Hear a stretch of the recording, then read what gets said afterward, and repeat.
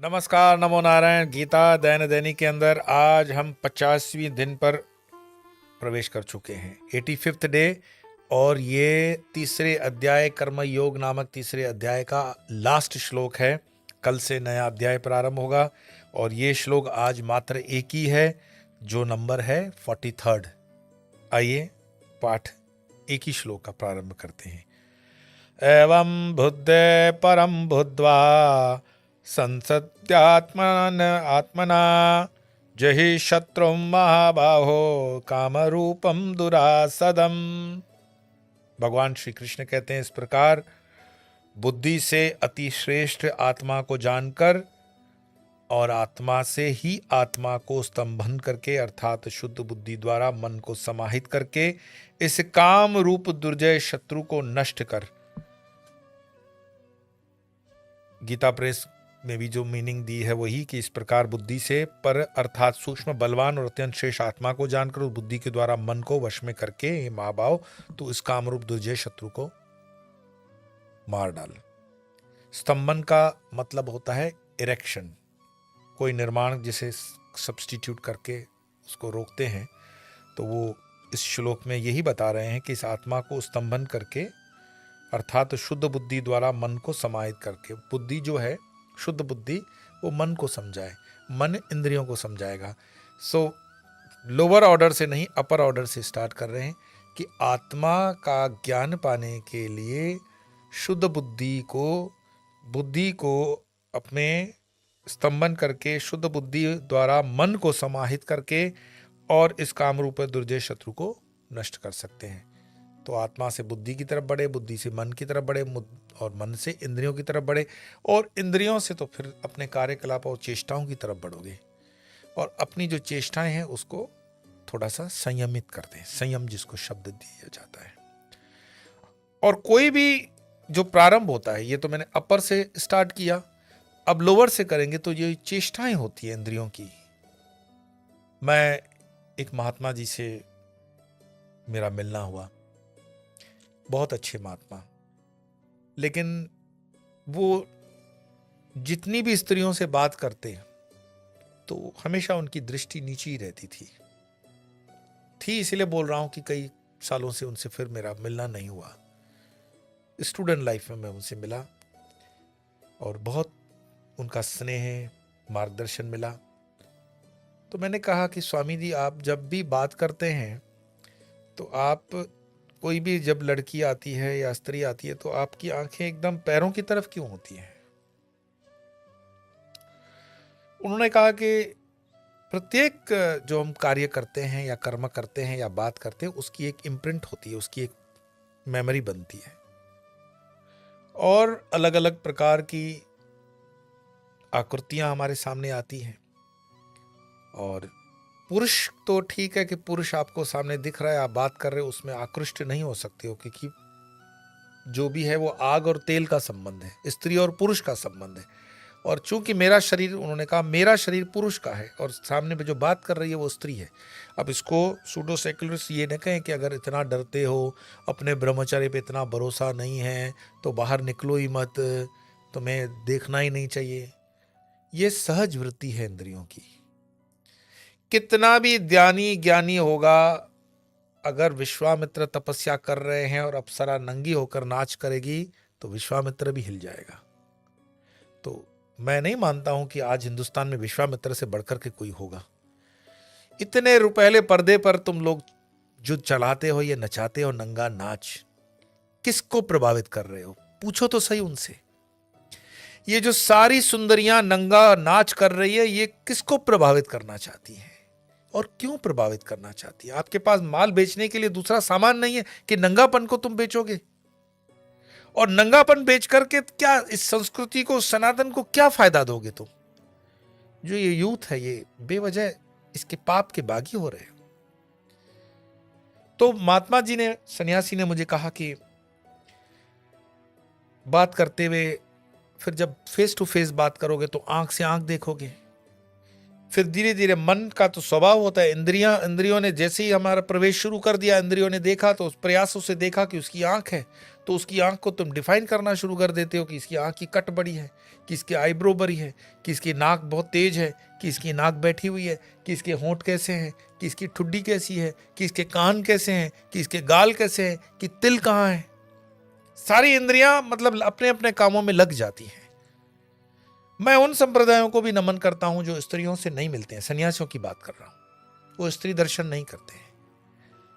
मेरे एक साध्वी मित्र आई और उन्होंने कहा कि ये तो आप मतलब जो है इस संस्था वाले हमारे से मतलब ठीक नहीं है, उनको अपनी माँ और बहन का इसमें दर्शन करना चाहिए।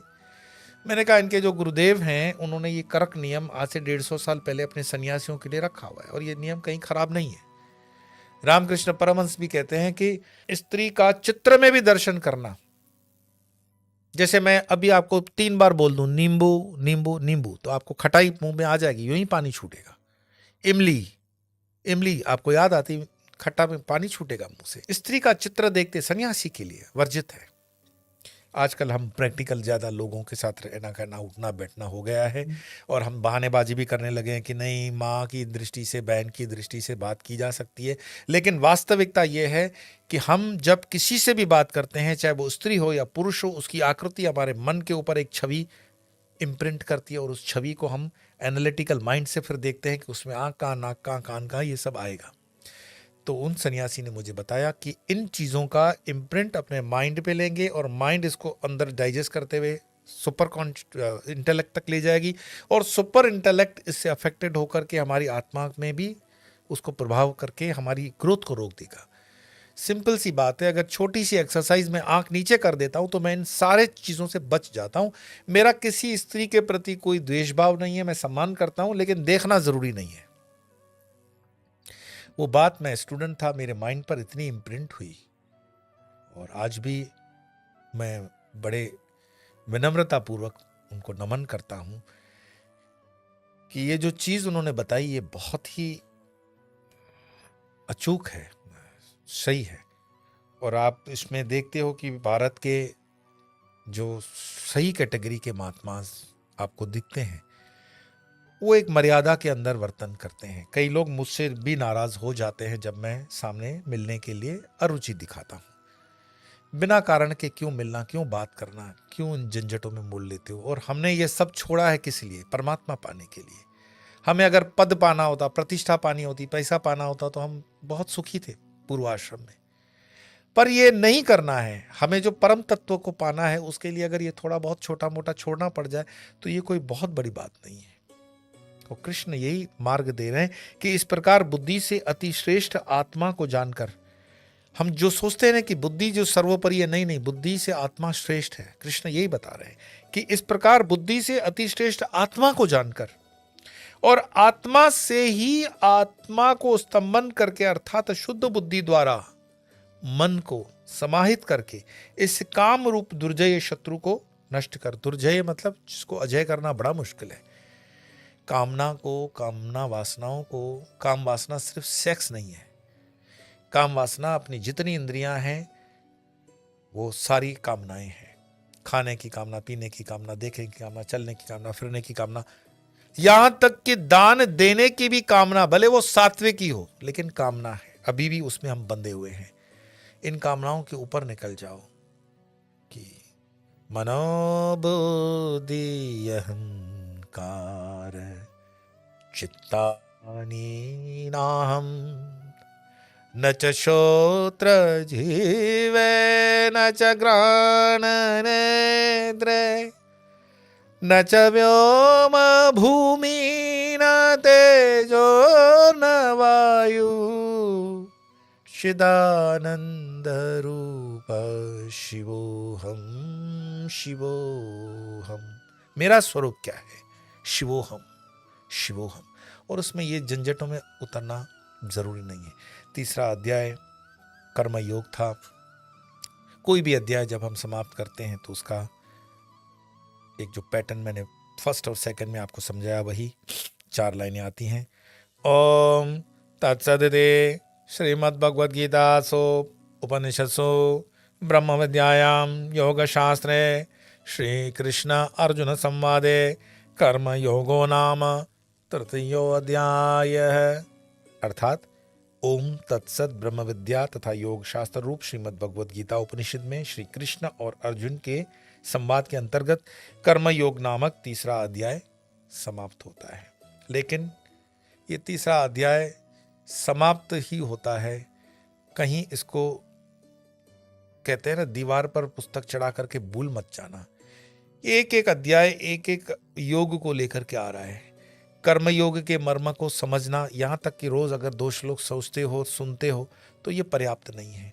फिर से लौटना है और जितना हम पढ़ चुके हैं, जितना हम सुन चुके हैं, उस पर विचार करना है।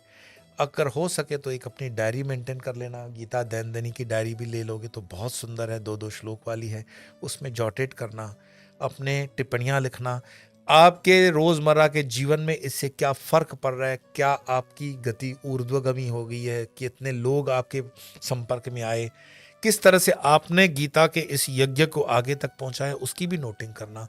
जब पढ़ोगे, पीछे आगे चलकर चल गए, 1 महीने बाद फिर पीछे का 1 महीने का पढ़ोगे अपना प्रोग्रेस, तो आनंद होगा, क्योंकि ये सत्कार्य है, सत्कर्म है, ये भी कर्म योग है। कर्म योग सिर्फ ये नहीं है कि पूजा पाठ ही करोगे तो ये कर्म योग है। कोई भी सत्कार्य करते हो वो सत्कर्म है। तो ये सत्कर्म आपको करना है। आने वाली पीढ़ियों को ये प्रसाद पहुंचाना हमारा दायित्व बनता है। सनातन की ध्वजा फहरती रहे। और कल तो वैसे चौथे अध्याय का प्रारंभ होगा ही। तीनों अध्याय के ऊपर एक बार फिर से समराइज्ड कर लेना। समय न होने के कारण मैं ये सब चीज़ें 10 मिनट में नहीं ले पाऊंगा, लेकिन जो लेने के लिए फुल फ्लेज कोर्स में हम कहते हैं, उसको नटशेल के अंदर संक्षिप्त में मैं आपको बता रहा हूँ। जब परमात्मा ने कहा तो फुल फ्लेज कोर्स भी करेंगे और गीता को उस तरह से भी आपको समझाया जाएगा। लेकिन आज तो इसी से आपको सीखना होगा। 2 श्लोकों की आज नहीं होगी, उच्चारण 1 श्लोक है और वो है 43rd। तो उस श्लोक का हम उच्चारण करते हैं। एवं बुद्धे परम बुद्ध्वा संसद्यात्मानमात्मना जहि शत्रुं महाबाहो कामरूपं दुरासदम्। ओम तत्सदिति श्रीमद्भगवद्गीतासु उपनिषत्सु ब्रह्मविद्यायां योगशास्त्रे श्रीकृष्णार्जुन संवादे कर्मयोगो नाम तृतीयोऽध्याय। श्रीकृष्णार्पणमस्तु। नमो नारायण।